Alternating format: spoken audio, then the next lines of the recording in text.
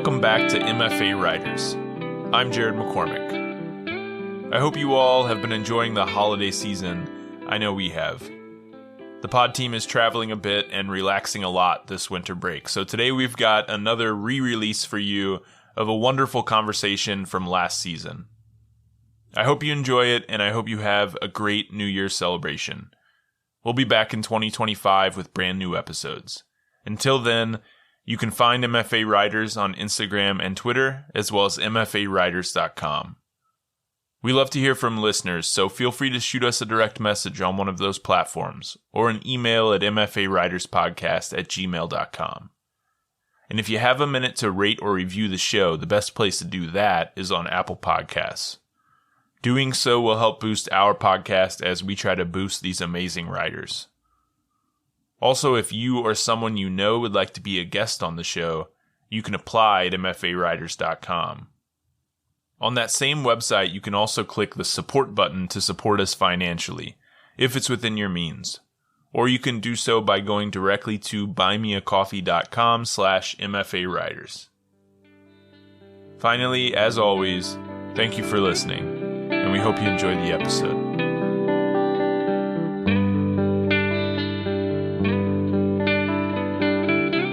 Welcome to MFA Writers, the podcast where we talk to creative writing MFA students about their program, their process, and a piece they're working on.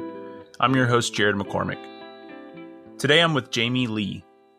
Jamie is a Southern California-based fiction writer and product marketer. She holds a BA from Dartmouth College and is pursuing her MFA at the Vermont College of Fine Arts. Her writing has been recognized in the New York Times and published in Slanted Magazine, Mango Prism, and elsewhere. She also writes a newsletter called Creative Juice. Today, Jamie is going to read an excerpt from a fiction piece she wrote. Okay, thanks so much. So this is a short story that I wrote, and it is called Everyone Needs a Personal Brand, and it's based on my decade-long career in tech. For startups to have a fighting chance at survival in Silicon Valley, founders had to master blowing smoke as a second language.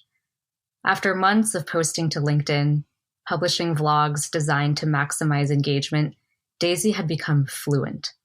Tonight, hobnobbing to her fullest potential, she was sure to charm her way into Ardeo Ventures' investment portfolio. All she had to do was introduce herself to Ivan G. Damos, the firm's enigmatic founder and managing partner. If Daisy didn't secure an investor or at least recoup the costs from their recent splashy partnership with San Francisco's famed 3-Michelin star restaurant, Poochie Pate was going under. The company had burned through most of their cash on PR ploys, trying to build buzz for their premium duck liver dog treat brand. What she hadn't anticipated was the surge of interest that brought down their website and only distribution channel down. To top it all off, their landlord had threatened eviction if they didn't address the mounting smell complaints from processing liver at all hours of the day in their cramped kitchen. Sage, her roommate and co-founder, pulled into the Los Altos park and ride and turned to Daisy. "Don't forget, your only job tonight is to get into Ivan's pocketbook," Sage said. "Call me when you're done." Daisy exited the Prius and crossed the parking lot. Before she could set foot inside the private shuttle that would transport its passengers from the city of Los Altos into the rarefied enclave of the Los Altos Hills, the driver shoved a clipboard and pen into her hands. Across the top, in capital letters, the attached contract read, "Non-Disclosure Agreement." This non-disclosure agreement is entered into by and between Ardeo Ventures, host, and Daisy Cho, guest, for the purposes of preventing the unauthorized disclosure of confidential information such as trade secrets, intellectual property, and plastic surgeon recommendations. Gatekeeping. She signed her name and took a seat. In the short 15-minute ride across municipal lines, home values swelled along with Daisy's expectations. Filling the seats were esteemed members of Silicon Valley elite, 3-time IPO'd founders, SaaS tycoons, and their trophy spouses. Everyone was polished and plucked to perfection. The collective net worth in the shuttle broke well into the 11 figures. Daisy wondered if the shuttle was insured. Oh, Dolly from Poochie Pate? I'm Nasir Wani, CEO of Pop Q. Across the aisle, a man leaned in toward Daisy, eager to make her acquaintance. His smile glowed unnaturally white against the shuttle's dim interior. We're an app that tracks all the creative ways modern couples are popping the question, from minimalist proposals to the skydiving in Dubai while live streaming ones. I actually think that couple lost their ring in midair. Anyway, let's connect on LinkedIn and I can hook you up with a premium account for 6 months. By the way, your pop-up dinner with Le Favier? Incredible. A Michelin star tasting menu for dogs? Genius. My Bernie Doodle loved it. She wouldn't eat anything afterwards except those pate treats. Brilliant marketing campaign. Now she's hooked. Nasir flicked through his phone and pulled up a video of his lanky designer dog pawing at a bag of Poochie Pate. I'll send this to you so you can use it on social. Daisy beamed. Never mind that behind the glowing press coverage and off-the-charts virality, the partnership had yielded a negative return for Poochie Pate. So glad you enjoyed the dinner. It's Daisy Cho. She extended a hand as Nasir's clamped down on hers like a vice. So, have you been to this thing before? Oh, for sure. It's my 3rd time back, he said. He lifted his sunglasses to push back his chestnut ringlets and stared Daisy dead in the eyes. Ivan is a true genius and only associates with the best. I'd do anything for him. Ardeo is like family to me now. Nobody has gotten me this fired up to change the world. The rumor in the valley was that Ivan was an exacting mentor to the founders he took under his wing. Despite, or perhaps because of, that reputation, his mentees pledged faithful allegiance to him. The other rumor was that he made all his yearly investment decisions based on the interactions he had at these parties. Raising a round with Ardeo Ventures meant their massive bankrolls would pave over the unmarked trails of entrepreneurship and leave behind a one-way road to success. Ardeo had the Midas touch, and Daisy would give anything to be anointed. Daisy glanced down to check her phone and check the time. There was a new LinkedIn connection request. Nasir Wani. Jamie, that was great. Thanks so much for reading, and thanks for being here. Yeah, thank you. I'm so excited to be here. You're a really good reader. You have a great voice. Oh, thank you. I used to have a radio show in college, so maybe that helped. Well, before we talk about your writing and this piece specifically, I want to ask you about your upbringing, because you told me your experience as a Chinese immigrant to the United States has really shaped your writing. So how old were you when you moved to the States? Yeah, so I was born in Guangdong province, which is right next to Hong Kong. And I moved to Queens, New York when I was 3. So pretty much when I was a baby. Mm-hmm. So what do your parents say about that time? Like, I mean, you were a baby, so you don't really remember any of it, but what was it like for them? Do you know?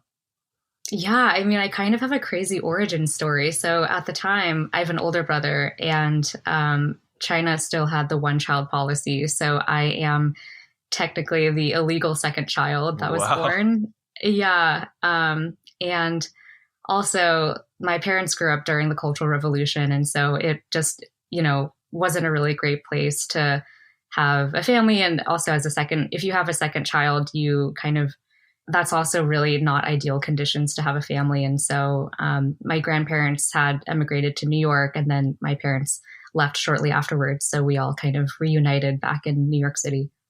And how long did you all stay in New York?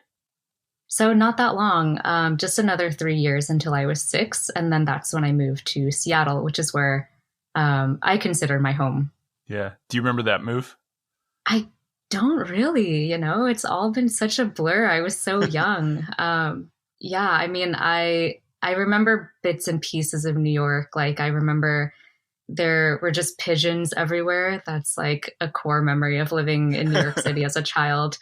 I also lived in a really diverse neighborhood. So I lived in Queens, in a neighborhood called Jackson Heights. And I remember it was just so diverse. Like it was a big immigrant neighborhood. So a lot of folks were from Latin America. So there were a lot of Dominicans, Mexicans, Ecuadorians, Asian immigrants as well, particularly from South Asia, India, Bangladesh. And so I just remember just being outside, being in my apartment building, and just these delicious food smells wafting up like at all hours of the day. And so that's another big core memory of New York. But I think moving to Seattle, I moved to a neighborhood called Beacon Hill, which is also pretty diverse, but definitely not as densely populated as New York City. So it became more of like a moving from like big city to a more settled down, like suburban-ish kind of experience, but still in a big city. Well, we were talking a bit before the interview, and you brought up this idea of model minorities and how East Asians occupy a particular place in the American racial consciousness. I was wondering if you could talk about that a bit and how that shaped your experience and your parents' experience in the U.S. Yeah, for sure. So I would say being Chinese is definitely a core part of my identity, a core part of my experience. It shows up a lot in my writing. And the idea of the model minority, I actually would characterize it as a myth because I think it's just this idea that flattens the experience of a massive group of populations that include Pacific Islanders, Native Hawaiians, East Asians, South Asians, Southeast Asians into this really one-dimensional representation. And it's this idea that, oh, you see Asian students who do well in school, you see Asian people in the workforce who are doing well, and then there's an assumption that just Asians overall are doing well in society, when really Asian Americans have a huge disparity in terms of income, representation in politics, leadership positions, things like that. So, yeah, I think it's just this really reductive idea. Yeah. And I think how that ties into my experience and writing and just how it kind of shaped my worldview is that throughout my life, one through line that I think about and reflect on a lot is I started my life and have gone from places of a lot of diversity. So, for example, growing up in Queens, being in South Seattle. And then from that point onwards, I have pretty much entered into spaces that have been decreasing in terms of their diversity. Oh, interesting.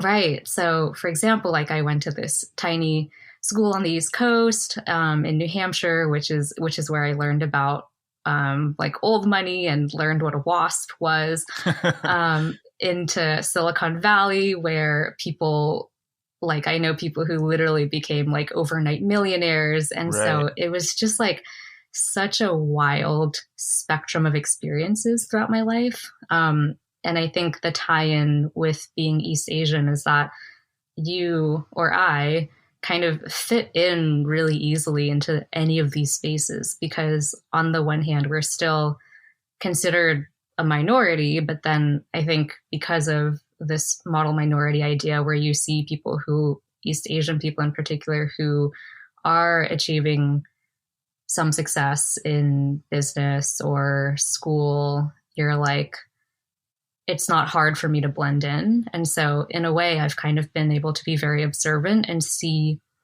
the differences in places that have a lot of privilege, have a lot of power, have a lot of exclusivity. And I've been able to be kind of like a fly on the wall in a lot of different scenarios. And that really, really lends itself to my writing, because I consider myself a pretty observant person by nature. And so I really love drawing into this experience of like, what is this in-group behavior versus out-group behavior? How is one population of people behaving differently than this other group? And so those are the ways that all of those different ideas kind of coalesce and find its way onto the page.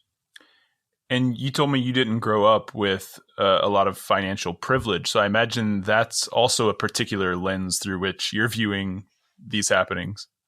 Oh, absolutely. Yeah, that's like a total new dimension of like identity and intersectionality that comes in as well. Because I think, again, going back to that model minority idea, it's really easy to imagine someone who is, like a successful business person or something. And you're like, oh, they must come from a really educated family. They probably had a lot of help growing up. But, that isn't always the case. How much does class show up in your writing? It's showing up more and more, actually. I never explored it in my beginning writings, I think, because I was just trying to figure out like write for fun and see what kind of ideas I was drawn to. And then I think as I've gotten more introspective, I've noticed that my writing tends to circle on these themes a lot of like privilege, class, race, in the way that I can tell it. And I think the deeper and deeper I've gone, the more I've come up for air and been like, oh my gosh, I think this is what I want to write about. I'm curious to hear you talk about how important writing in general has been to you in just processing all of these experiences. Yeah, absolutely. I mean, I feel like writing is just a way of clarifying for me. I think there's almost something so spiritual about it to me because it's like, for me at least, my mind is always just like such a big soup of different ideas, random thoughts, like processing different things that happened to me, trying to make sense of like something that just happened, what someone just said, where I just was. And I find that sitting down and just working it out on the page is a way of just refining and refining and refining. And it can happen over the span of like an hour, or it can happen over the span of years. And like, I just never know until I do it. And it's definitely something that's always been a part of my life to, you know, varying degrees. My view of writing, I think, has evolved over the years, where early on, I really thought it was all about the product, right? Like it was very product focused. Like, what am I creating? What is the thing that I'm creating? And the more I've done it, the more I've realized that it's, you know, as much or more about the process as the product, that writing itself is like a way of thinking, right? Like I think differently in writing than I do just thinking or speaking even. So yeah, like that idea of it being a spiritual practice. I mean, why not? Like it's a way of getting in touch with a part of yourself that, at least for me, doesn't seem to be there in other forms. Yeah, absolutely. I feel like there's such a low barrier to entry in terms of what you need to bring your ideas and what's inside out into the external world. I feel like the only thing that's closer is maybe dance, because with writing, you need some sort of instrument, but like dance, you just like express with your body. But I'm no professional dancer, but I think writing is like the next best thing, you know, like all you need is a pen and paper and your ideas and you just go. Well, you've talked a little bit about your writing journey and how your writing has changed over the years. I want to hear about that because you actually had a 10-year career in the tech industry before deciding to pursue an MFA. Were you writing the whole time that you were doing that job? Yeah. So it's funny because I'm not someone who is like, I was born with a pen in my hand, ready to write. I've always been a reader. Like I've always been the child that has like a stack of books by the nightstand and like reading well into the night. And I've always kept writing kind of on the side, you know, like have gotten involved with like school newspapers, wrote columns, things like that. And in my adult career years, there's this idea of like creative shadow work, where if you have this creative tendency or you want like a creative outlet or you have this creative voice inside you that needs to be expressed, and when sometimes you're not ready to embrace that yet, you take on work that brings you adjacent to it. And so I think that was definitely where I was in my career. I ended up working in marketing, and I chose it because I was like, oh, there's a lot of writing involved in this career track. It can be very creative as well. And so ended up doing that, and then reached a place where I was like, you know, I don't think my creative voice is being fully expressed in this type of role, in this capacity. And so that is kind of what compelled me to throw myself in to pursue MFA applications and wind up at VCFA. Well, tell me more about this tech job. You said it's in marketing. Are you still doing that job? And were you still doing it alongside the MFA? Yeah, so when I applied, which was in 2021, I was still working in tech, and I was, like I said, like still doing creative writing on the side. Like I had taken different workshops and like done readings and wrote essays here and there. And that was very fulfilling. And so for a really long time, I was balancing it, and I still am, so I'm like the kind of person who likes to have it both ways. So I like when I was applying for MFAs, I was like, I have a lot of momentum in my career and I want to keep that going. And I also want to explore my creative voice and tap into my skills as a writer. And so, balancing both of that was pretty tough. I don't know if the path of a low residency MFA and like doing your career at the same time is for everyone. But it felt right for me. Well, let's talk about that piece that you read from. It seems to me that that's pretty highly influenced by your time in the tech world. Oh, yeah. So, can you tell us about the inspiration for that piece and what ways you see that tech and marketing experience showing up in your work? Yeah, for sure. So I would say it's less so about the marketing specifically. I think it's more just about like being in the world of Silicon Valley and being in the world of tech, which, now that you know a little bit about me, I found it to be such a fascinating world. It's such a big, bold world. There's a lot of ego. There's a lot of power. There's a lot of, major movements and personalities. And it is also kind of, isolated from the rest of the country, like it's not an experience that everyone has. And especially not folks from where I grew up and like people that I know from my childhood, family, things like that. And so it was so different and I found it so fascinating. And I'm also, when it comes to just absorbing creative works, I'm very drawn to works of satire. And I love like stand-up comedy. And so I also feel like I tend to find like the humor and like the positivity in things. And so that is something that I try to bring into my writing as well. And so the piece that I read, I would categorize it as pretty satirical. A lot of things are pretty exaggerated, but they're actually not too far from the truth. So something that was really, really funny was that I read this piece at VCFA and folks would come up to me afterwards and they were like, this is so crazy. Like this idea is so ridiculous. And then I had friends who from my career in Silicon Valley read it and they would be like, oh yeah, this seems normal. I imagine that environment, Silicon Valley, is also an interesting place to explore class. Yeah, absolutely. Absolutely. It's like just a place of extremes, like, yeah, I mean, experiences that I would have a lot is just like being at work or like at a party or something or in some space where people are kind of rubbing elbows and there's this. So the short story that I read is sort of like that, where Daisy is a co-founder of a startup and she gets invited to this venture capital party.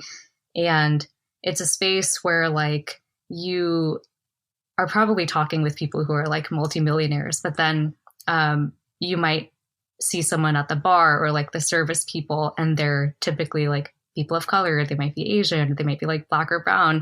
And so you don't see a lot of those folks who are the ones that are like, the VCs. Increasingly, yes. But I think those were like the observations that I would have Right. where it was like, oh, wow, this is a really wild world. Yeah. Okay, so you're building your career in the tech world, but you're interested in creative writing and you want to take it more seriously. So you decide to do the MFA. Was that a difficult decision, making that leap? Yeah. Oh my gosh. That's so interesting. So I don't know if it was. I think because I've been sort of building up to that moment for a long time. And I made the decision during the pandemic. And I think it was easy in the fact that that was a time where a lot of people were just looking at their lives and being like, what am I doing? The pandemic is throwing everything upside down. And Right. now it's time to evaluate, am I really doing what I want to do? Right. And so I think under those circumstances, it was easy to make a decision like that. I think the things that made it hard was that working in tech can be very, it can be very cushy and it can be very very safe, and it is definitely a solid path to be in. But I think ultimately I was reaching a place where it felt like I hadn't explored my creativity enough. And so I made the leap and just applied to a bunch of MFA programs. Yeah.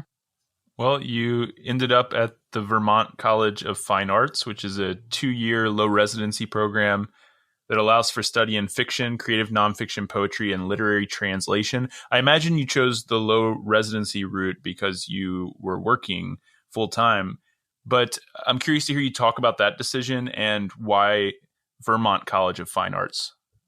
Yeah, for sure. So like you said, at the time that I applied, I had a lot of career momentum. And so I wanted to keep that going. And so it's really interesting because when I ended up joining Vermont College of Fine Arts and then going to my first residency, there were a lot of folks who were kind of in the same boat as me, like a lot of folks who were very deep in their careers, didn't want to give that up, but also wanted to explore their creative side and really grow themselves as a writer. And so I think that is often a draw for folks who choose low residency.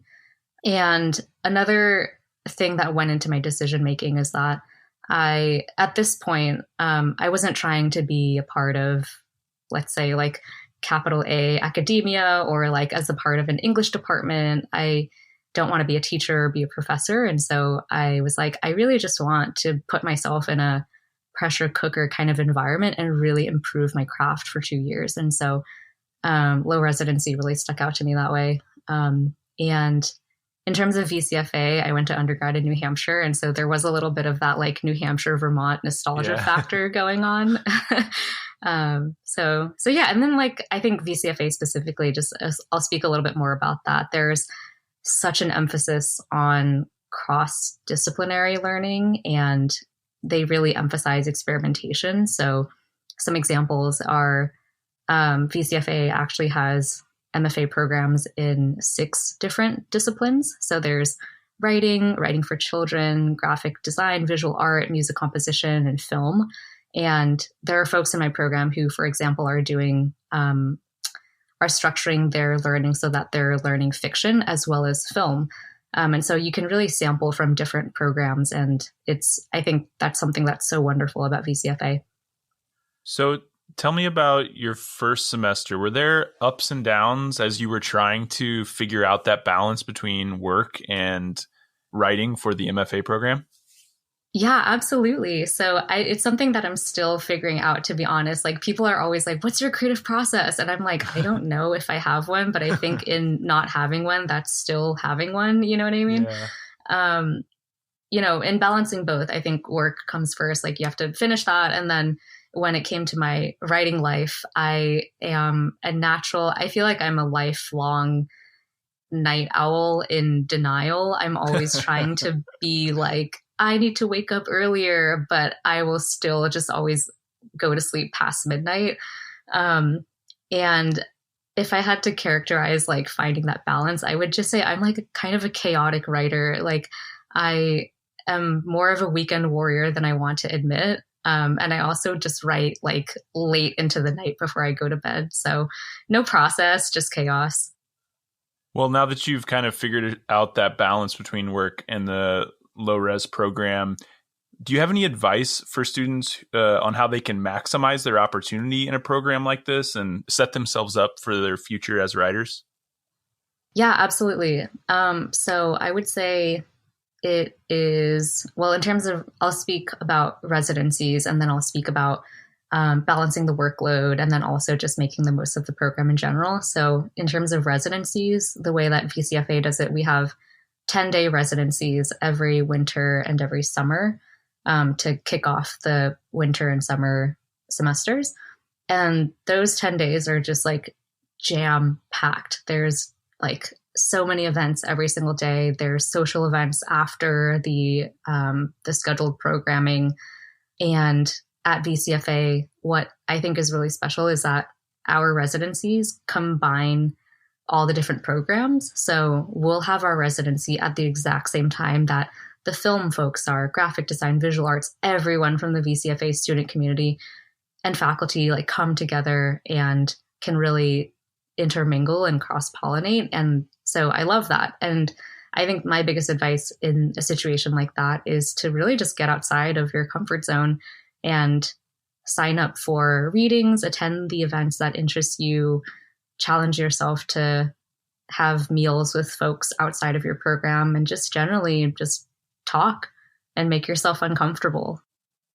Well, yeah, I was curious about those residencies because I was looking at the website and it mentions that the next one is in Colorado Springs, Colorado. So are the residencies usually in Colorado or are they in Vermont? Do they move around? What does that usually look like? Yeah, great question. So Vermont College of Fine Arts recently adopted a model where we do our summer residency in Colorado College and then our winter residency in Susquehanna University in Pennsylvania. And my first semester was actually on Montpelier, Vermont, which is where the VCFA campus is. But now VCFA has a model where we do residencies at these partner schools. They're better able to accommodate all 6 of our programs together and provide just basically a better experience for all the students that are coming. So yeah, that's how we work with our partner schools now. And that's, I think, how it will be going forward.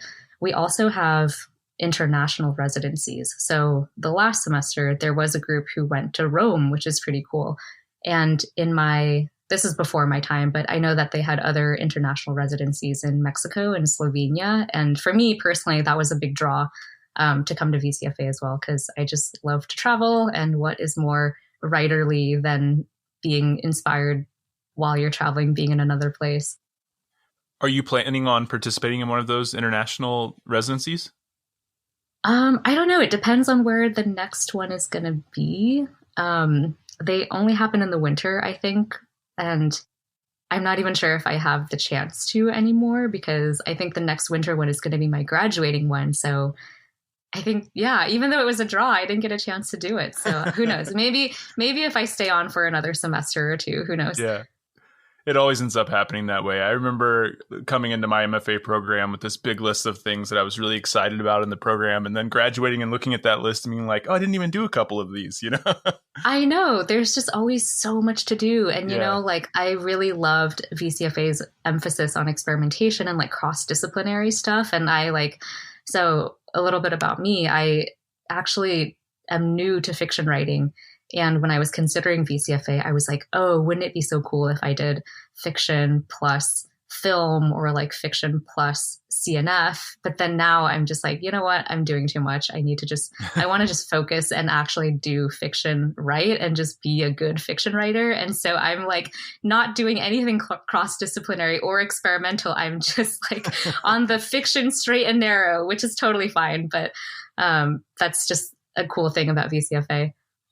Well, I do think it's also cool that you get to do these residencies with students from various MFA programs in the school. What has that experience been like? I mean, have you had the chance to interact with those other students a lot? And have you seen that affecting your writing at all? Yeah, great question. So in the summer last year, so summer of 23, when we were at Colorado College, that was the first residency where they combined all the programs together. And that was so fun. It felt like it was just one big kind of summer camp, I would say. And so there were so many different events to go to, and like all of those different programs had their own events. So I tried to go as much as I could handle. There's just so much to do. But I ended up attending a film screening and then hanging out with film folks, and then going to different musical performances that were put on by the music composition students. And then at night, when folks are generally just socializing, like caught up with the film folks again. And then some film students came to the writing students reading. So there was a lot of that intermingling going on. Yeah, it was really cool. And it was just like like I said, just one big summer camp. In terms of having it affect my writing, it hasn't explicitly done so, but I'm hopeful that something is percolating deep in there. Yeah. If nothing else, it's just nice to build that broader community with other artists, I think. Mm-hmm. Absolutely. Yeah. So, of all of the creative writing events that you've been to at residency, are there any that stood out to you the most that you really enjoyed? Yeah. So unfortunately, this past winter residency, so the one that just happened in January, I was going to attend. That was going to be our first one in Susquehanna, Pennsylvania. But I caught COVID. So that Oh, was no. really, really unfortunate. You only get Yeah. so many residencies in a 2-year program. And so I was able to join things remotely. But one thing that actually really stuck out from that residency was Micaiah Bay Galt, who is on the faculty. Shout out. She had a lecture about luck and how to be more lucky as a writer. And I've been contemplating that lecture for the past month or so, to be honest. And she basically opened the lecture by being like, do you consider yourself lucky or unlucky? Whatever you think you are, you're probably right. And it was all about how to maximize your luck as a writer, because I think in this field, so much is often just like a shot into the void. Yeah. And so, which can be really discouraging. But, I think everyone becomes a writer because they feel called to write, and like, who knows where everyone's work ends up and like what everyone's journeys and goals are. But I think there is a degree of like luck you have to sprinkle into your journey, because it can be really grueling otherwise. And like, her big takeaway is that like, even though luck is kind of this like ephemeral thing that feels like it's hard to capture, there's a lot you can actually do to put yourself in the path of luck.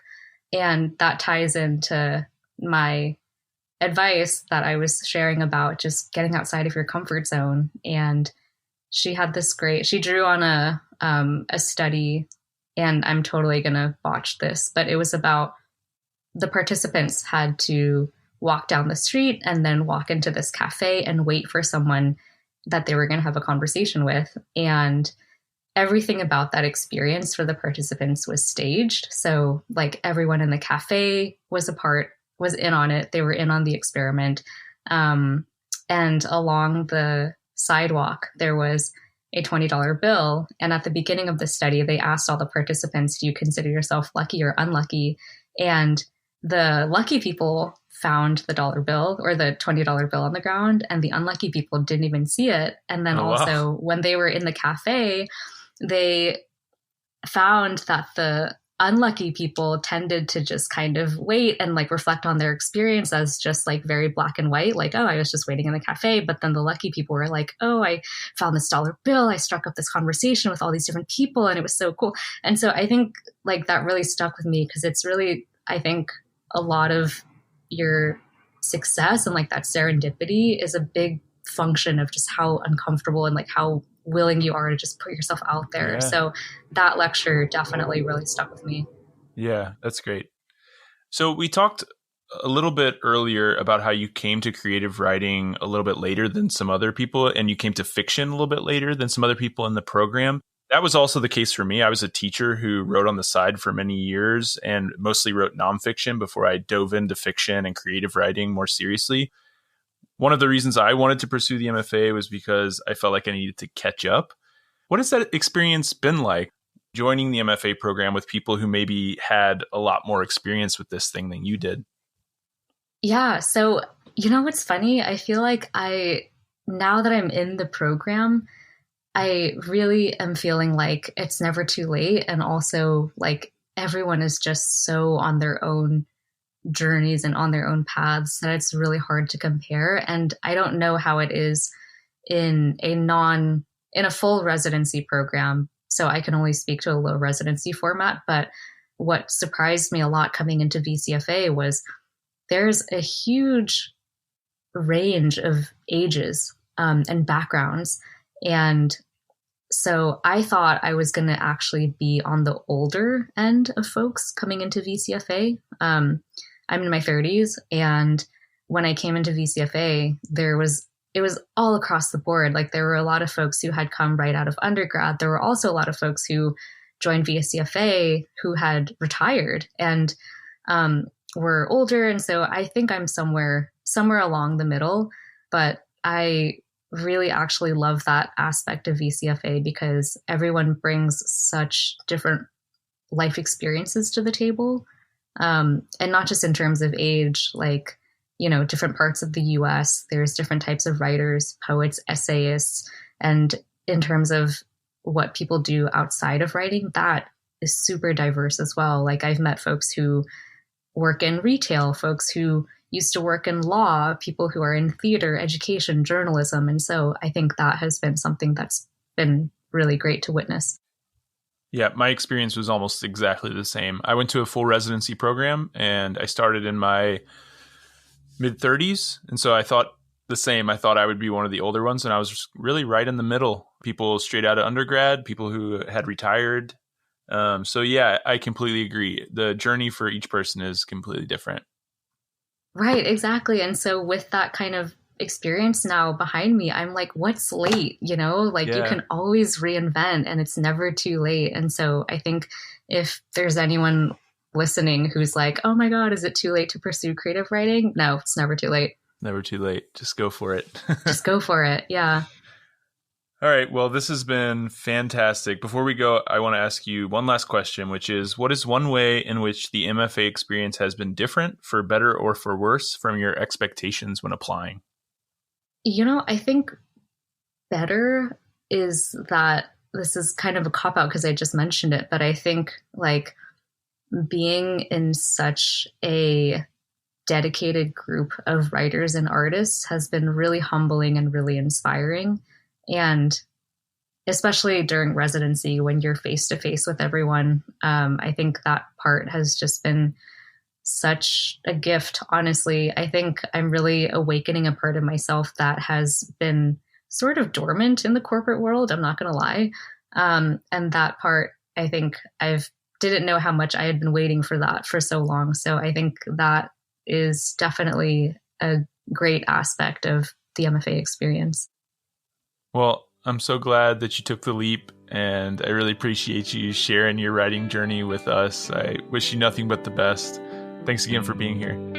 Yeah, thank you so much, Jared. It was such a pleasure to talk a little bit about my experience here today.